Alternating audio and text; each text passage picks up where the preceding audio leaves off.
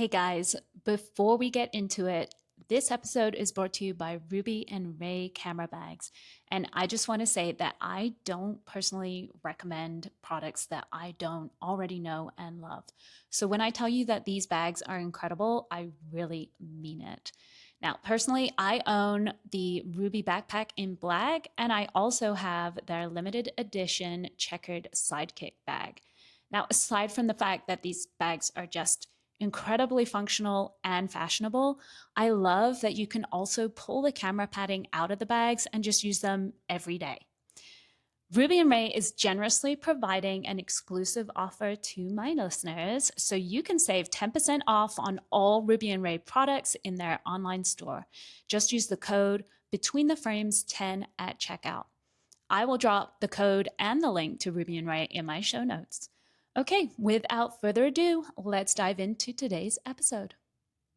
Hi guys, today we are talking about photographer horror stories. And I don't know about you, but I feel like every photographer has that one story that just still makes their stomach drop.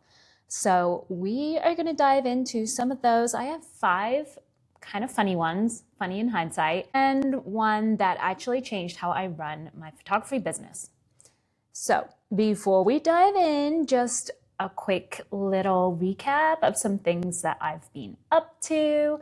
So I did have some flower farm mini sessions last weekend and they were really fun, but it did kind of remind me how hectic they feel.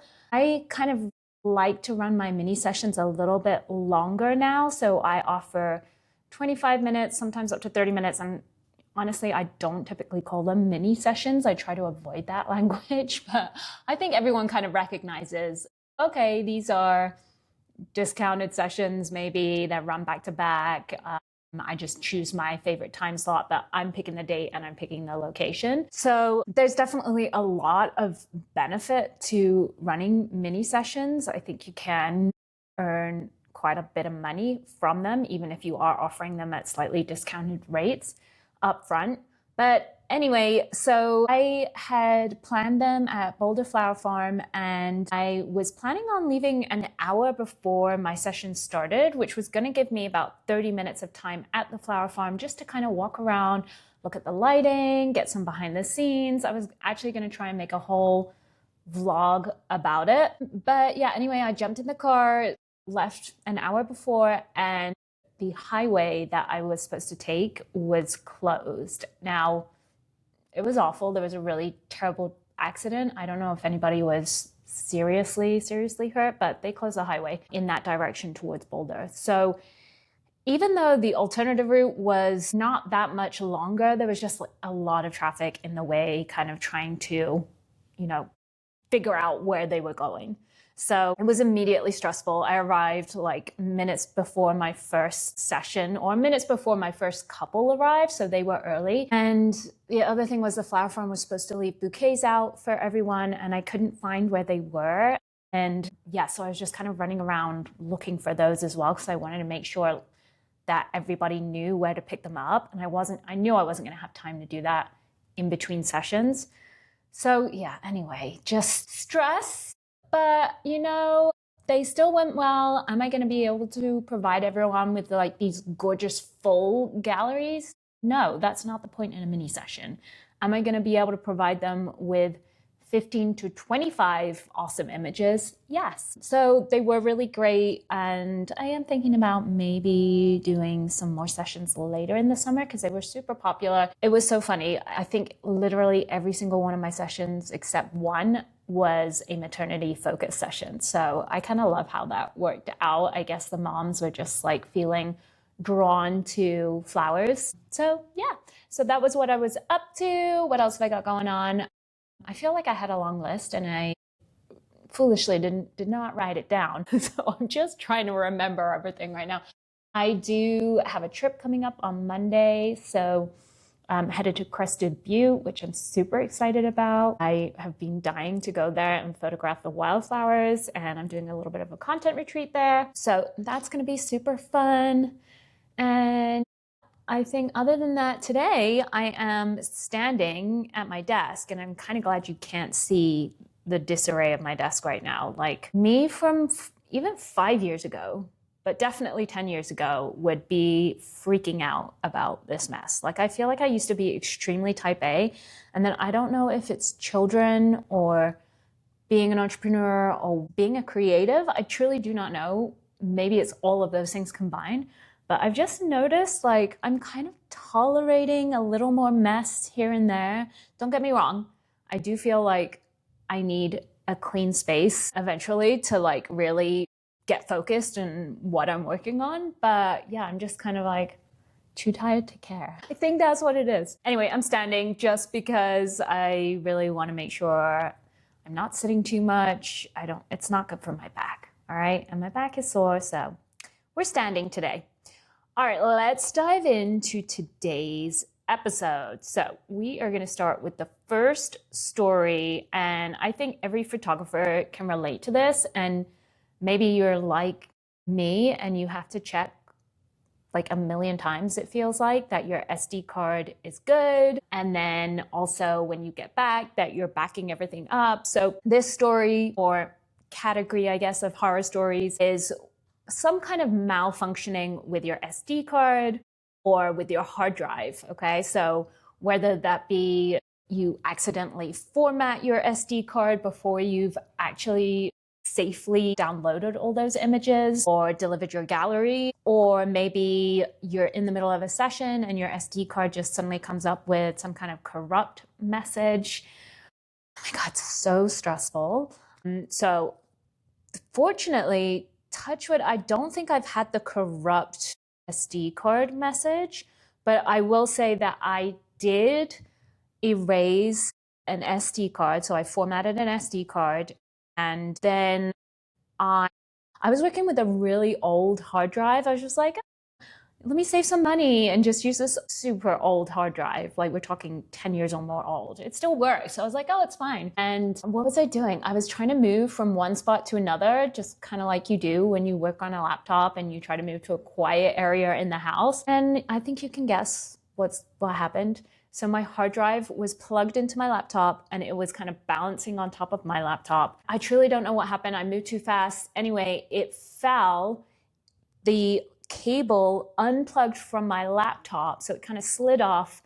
The weight of it caused it to unplug from my laptop and just fall onto the floor. Now we have hard wooden floors throughout our home. And well, you can guess. I mean, it just didn't work after that. It was making some gnarly noises when I plugged it back into my laptop, just kind of like whirring. So obviously all the mechanics in there, like I said, it was an old hard drive, external hard drive. But yeah, clearly the mechanics like all got misaligned. I almost did try to send it off to get it fixed, because I discovered that not only did I format an SD card that I had this gallery on, but I only had the backup on this external hard drive, and I hadn't dragged and dropped or imported all those photos into Lightroom yet. And I don't know about your workflow, guys, but when I add my photos into Lightroom, I actually then also, I create a backup where they link to my cloud.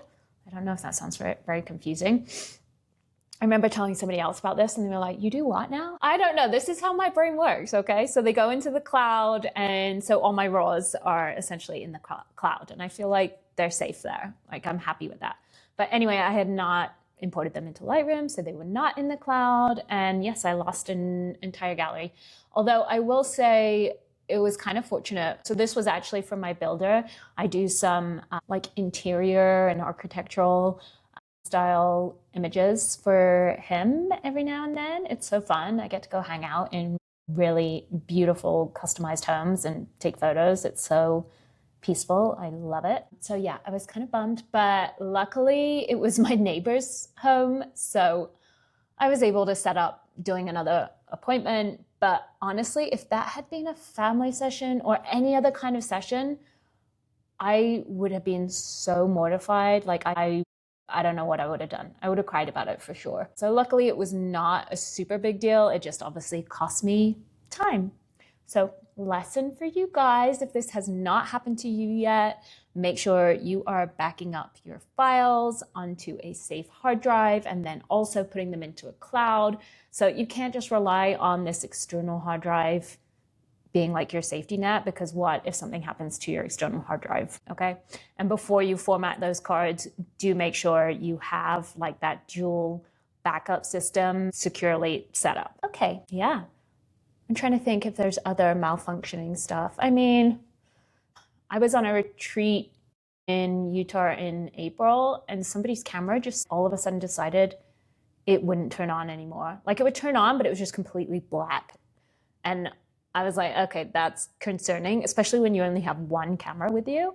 And it has made me kind of freak out to the point, like, I just recently got a second camera, but I feel like I'm constantly just preparing for contingency situations now. Like, oh my God, what if my gear breaks? What if what if something goes wrong? Obviously, there's only so much you can do, but I do think having backups available to you is important. Okay. Now, moving on, second horror story, the dial bump. Let's just call it that. I don't know. I don't think I'm alone here. I'm sure this has happened to you. Most of the time it's going to be accidental, or you deliberately change the settings on your camera, but then you forget to change them back. So for me, this can happen sometimes if I'm trying to create blurry images. I will, bring my shutter speed down and have my f-stop at like 12 to 15, something like that. And then maybe I dial my aperture back, but I forget to change my shutter speed, or like things like that happen. I adjust the ISO, like things get crazy. So there's the deliberate, but then kind of forgetful occasion when this happens. And then there's just the accidental. If you're carrying your camera, maybe you wear it on a strap, or you have it in your spider holster, or however it is that you carry your camera, but you just accidentally hit one of the dials on it and you don't notice, and then you kind of adjust something else because maybe the lighting is slightly off. So this has definitely happened to me as well, and I'll just be shooting, and then I don't know, I feel like I can shoot for like 5 minutes like that, and then I do periodically take intentional, like quick breaks just to like look at what I'm getting. And my screen will have the info on it so I can see what my settings were. So that's when I kind of figure out that, oh dear, I have messed up my settings. But sometimes it doesn't happen right away, and then you don't realize until much later on. And yeah, that just really sucks.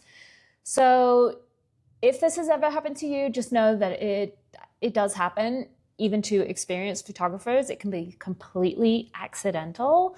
So you're not alone. Just kind of try to brush it off. And if you have to repeat something that you already did with your clients, just kind of brush it off. I mean, you could be honest with them, but I don't think you need to be. I think you can just say, hey, I really loved that pose we were doing earlier, but I like the lighting here, or the backdrop here, or whatever it is. Just kind of, try to redo it in the moment rather than like wait until you get home and try to fix it in post. I feel like that's going to be so much harder. So just kind of, usually your clients are like so preoccupied with everything else that's happening that they're not really aware that they're repeating poses necessarily. So anyway, that would be my advice for that one. This one is funny. I feel like wedding photographers are probably going to relate to this, because this story did happen to me when I was shooting a friend's kind of small, intimate wedding. And this is kind of, I guess I'll call it like the gear buff, or like, let's say, like the professional photography hobbyist. But I feel like this happened to me at another wedding too. Like, people will come up to you, they see you with the camera, and they're just like, I used to do photography, and they'll start talking to you about their photography journey and what they used to shoot or what they shoot. And then they start getting really technical. And I'm like, dude, I am self-taught.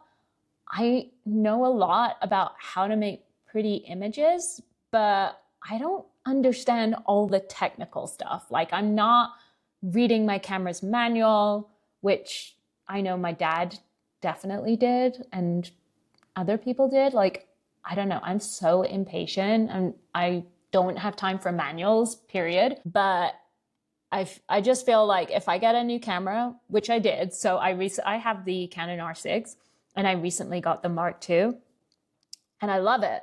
But there's a lot of new kind of autofocus features on it. So rather than read the manual, I was like, YouTube, educate me. So I went on there and was trying to figure out all the new settings. Yeah, so I don't know. I'm not someone who is really great with all that like kind of technical jargon, but yeah, you will definitely encounter these types of people, especially at weddings, and they'll try to talk to you about your settings and the type of gear you're using and what type of lens you're using. I feel like the questions I get asked most now are about like the change from DSLRs to mirrorless. And I'm like, I don't know. Like I shot with a DSLR, I don't know, like at least 10 years ago. And as soon as I started back to being like a professional, I got myself the mirrorless. So don't ask me about DSLRs, okay? All right, so there's that one.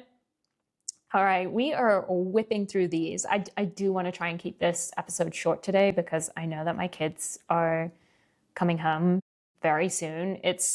I'm recording this on July 3rd, so their preschool that has a summer session is on vacation today. I feel like I'm constantly just like trying to squeeze in these episodes around when my kids are out of the house because obviously I need the place to be quiet. Yeah, I'm really sad. We did contemplate building like a soundproof podcast box for my husband originally when we were custom building this home, and we didn't do that, and I do kind of regret it now. Never thought that I would be recording my own podcast, but here we go. Here we are. Okay, so story number 4. This one is so sad. This happened to me recently. So I was like texting back and forth with this person all morning. I was looking at locations for them, just kind of trying to prove my worth. And anyway, I was like literally in the middle of getting her contract done. I was about to send it out and she texts me and she's like, I don't know how to tell you this. I'm so sorry. But I don't know if it was her niece or something. I think it was her niece connected her with another photographer who was going to offer the session at just an incredible discount, like so good that she couldn't walk away from it. And yeah, I was so bummed.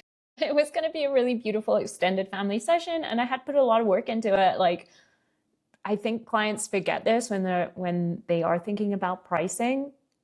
Like I can spend almost an entire day communicating with you, providing you with location information. And I will say, this was like a good little lesson for me. And I was kind of being careful in trying to maintain some boundaries, but like do not dive down a rabbit hole of giving your client like specific location recommendations or like, doing that research for them until you have a contract locked in, because you will potentially be doing work and not get compensated for it. So yeah, that one hurts a lot. And I feel like maybe losing the client in that situation is not super common, although I do find clients are price shopping. I feel like a lot of them are. So, you do want to be mindful of that. I hate to say like how significant and important speed is, but literally if I had gotten that contract to her an hour early, she would have signed the contract and paid the deposit. And I would have been like, okay, cool. Well, you can go take that session, but I just did all that work and you paid the deposit. So I don't know. I say that, but actually I don't think I would be that mean. I would probably been like, oh, I understand. Here's your money back. Yeah, I don't know. It's so tough. Okay, and so maybe if that hasn't happened to you, I think you probably are familiar with being ghosted. So that happens all the time. You'll like go back and forth and then, I don't know, maybe they weren't fully aware of like the full scope of your pricing, or perhaps that happens and they just ghost you. Like they get information from another photographer and they're like, oh wow, this price is better, I'm gonna go with them, and just never respond to the original photographer I was talking to. So it really sucks when that happens. I actually also had this happen to me recently. I went back with some pricing for a, what do you call it? Like a welcome dinner or a welcome party. So the night before the wedding, I guess. Yeah, maybe 2 nights, because it wasn't a rehearsal dinner. It was just like a welcome party. And it was more than they wanted to spend, which is fine. I was like, okay, well, like I have to value my time at this point. It was a trek.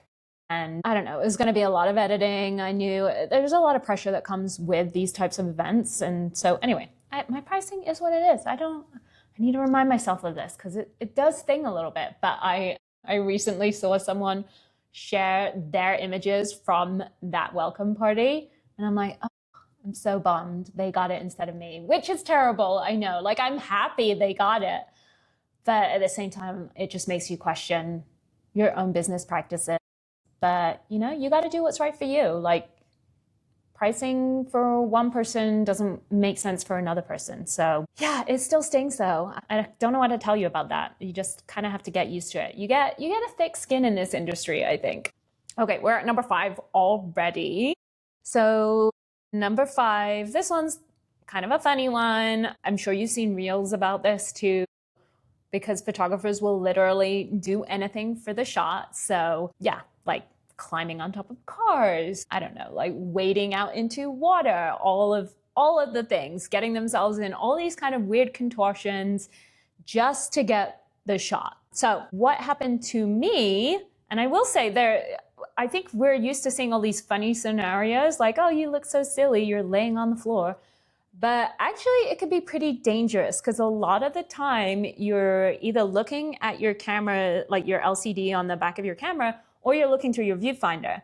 And sometimes you're running with your client, and sometimes you're running backwards. Yeah, you really need to just kind of observe your space around you before you start doing those things, because it can be very dangerous. I have definitely almost, well, not killed myself, but severely injured myself, you know, almost tripping over huge boulders. But yeah, one time I did actually do a really deep squat onto a cactus. So middle of a maternity session, sat on a cactus. It was obviously painful. I didn't even try to hide it. I was just like, oh my God, I just squatted on a cactus. And the girl was super nice about it. She's like, oh my God, are you okay? And I'm like, I'm fine, let's carry on.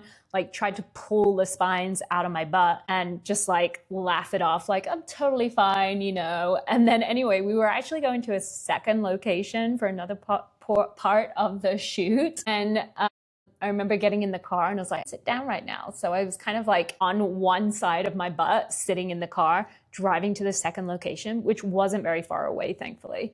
And I get to the second location and she hasn't quite turned up yet, or she's like changing in her car. So I'm there like pulling my pants down, like my shorts down, and trying to just like get the rest of the spines out of my butt.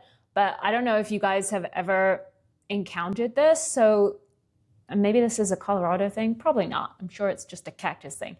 You can get those really thick, like long spines, and then you can get those really short, like fine bristles that just kind of embed in your skin. And like, honestly, like I don't know how you get them out. They kind of break off. So you'll have like a tiny bit poking out, and anything that touches that is so painful. So that was kind of the situation I had going on. And yeah, I made it through the rest of the session, drove 45 minutes home, like on half of my butt cheek. And I got home and I immediately, actually, I think I texted my husband on the way home and was like, babe, you got to help me. I sat on a cactus, get the tweezers ready, and got home. I don't know if I think the kids were in bed already. And I just like lay on the bed and let him like go to town with these tweezers, but he could not get them. They were just like really deeply embedded in there. Anyway, I think eventually they did just kind of make their way out. But so moral of the story, do kind of just have some spatial awareness before you start running backwards or doing things without looking where you're going. And always take a peek down at the ground before you decide to do a deep squat, because you may just end up sitting on a cactus. So there we go. Okay, number 6. So I've had some funny ones. I've had some kind of sad ones too. This one is actually really impacting how I run my business now and how I am catering towards my clients in my contract. So I think this will resonate for a lot of people.